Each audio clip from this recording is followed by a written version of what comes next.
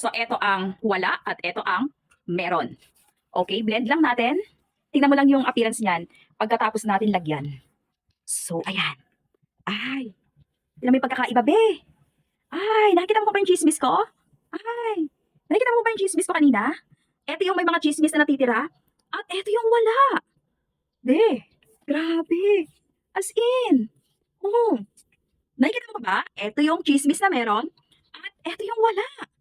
Oh, sino ka dyan? Oh, be, walang cut ha. Walang cut. Ito ang wala.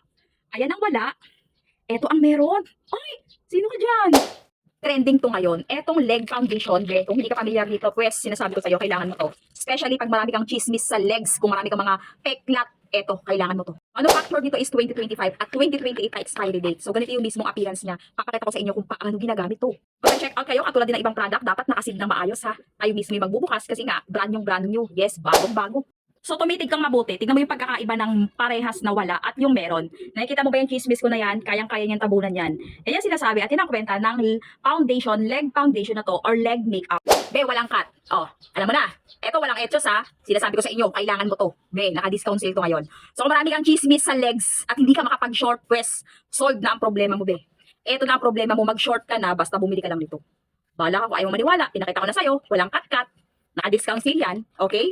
Kung ayaw pang maniwala, bahala ka na talaga. Sayang, mag-outing ka, mag-swimming ka, mag-short ka, oh. Siyempre, be, pagtago mo yung mga chismis mo sa legs, eto na gamitin mo.